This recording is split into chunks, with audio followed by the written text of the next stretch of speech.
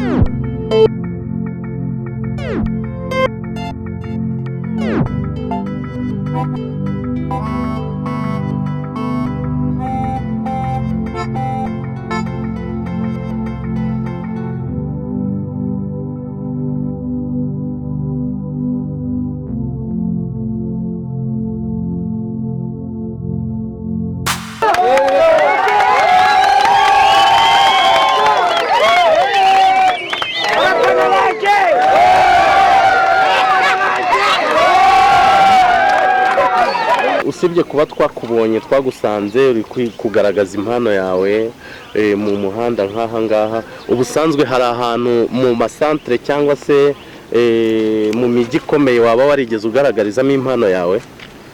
Kinageze ahantu henshi cyane. Nageze Kayonza, mbura umutunganye nyine ubumenyi mfite. Ngera Rwamagana, mbura umutunganye ubumenyi mfite. Ngera na za Mutara na za Kibuye nta hantu ntigeze ngera, na za Musanze na za Gisenyi nabuze umuntu utunganye iki ubumenyi. Nyine nabikora ndiye ko ari utwanganye ubumenyi ndi tunapinye nkamubura ukamubura. Birangombwa rero ko nanjye rero mbonye imihano mfite ndafata ngera basi imana ifishi yakigeza yegurira ikabimfashamo. Nayo gwanjye ndazanze cyane. Buriya wabonye yuko igihe kitaragera kugira ngo ube wagaragaza impano. Bari bwifuze rero kureba byinshi ukora, bakareba utwo dukoryo twawe, kandi ikigaragara cyo ufite impano. Waba ufite imyaka ingahe? Nicyo kintu kindi dukeneye kumenya cyangwa se abadukurikiye bakeneye kumenya. Kinavutse 2003. Wavutse 2003. Bivuge ngo ufite imyaka niba nibuka 19. Uracyari mutoya. Uracyari mutoya cyane, wagera kuri byinshi kandi pe abantu hari abadukurikiye benshi bakwifuza kuba bagutera inkunga, bagufasha. Humura, igihe kiracyahari kugira ngo ube wagaragaza impano yawe kandi bizaza kandi turabibona. Ubwo ugiye kutugaragariza bimwe mu byo ubasha gukora, bimwe mu byo ubasha gukora muri twinshi wavuze. Niba wibuka wenda ukadukurikiranyiriza nka 5 wenda ushobora gukorera ku igare, wabibasha? Nabibasha. Cyambere nagendera ku ipine y'imbere. ubyumva. Icya kabiri natwarisha igaramano. Utwarisha igaramano ngo bishatse kuvuga iki? Ninge nicara mu mahembe nkakora nyine amano yanjye ariyo nyine ajye mu mwanya w'iki w'amaboko yanjye, amaguru. Amano mbese amaguru ajya mu mwanya w'amaboko yanjye, mbese yo mbishaka. Hari ubwo nk'uko ntari guhita mbisobanukirwa, hari n'abari buze gukenera kubisobanukirwa ari uko babibonye. Ikindi ubasha gukora, ntwara igare nditeye umugongo nyine, ngewe nyine ndebe iyo riri kuva nyine. Ni ukuvuga ngo uhindura icyerekezo ukareba kinyumanyuma, nkara kinyumanyuma hanarekura byinshi nzi cyane. Ikindi ushobora gukora, batubwiye ngo hari n'ubwo ushobora gutwara igare urya, nibyo? Ngewe ni byinshi cyane, nshobora gutwara igare njya kinyumanyuma urya cyangwa se urihagazeho. Ngewe byose ni byinshi cyane, nshobora kwicara ku ipine ry'imbere nkarya nkanywa byose nkabikora. Ubwo urakoze cyane. Gusa abantu badukurikiye bari kumva ko ahangaha dufite umunyempano cyane, dufite umunyempano azi byinshi, ni umusore ukiri mutoya, yabuze ubushobozi bwo kuba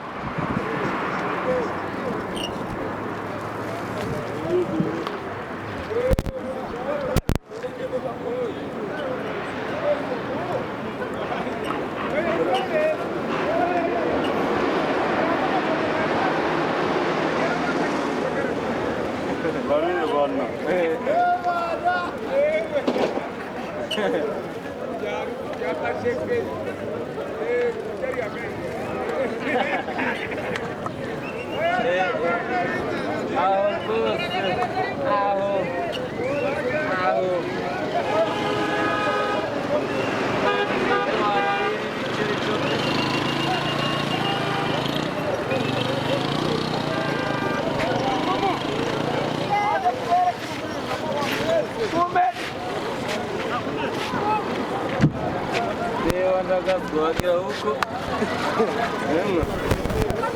ngo muza amagare umva kuri hagarara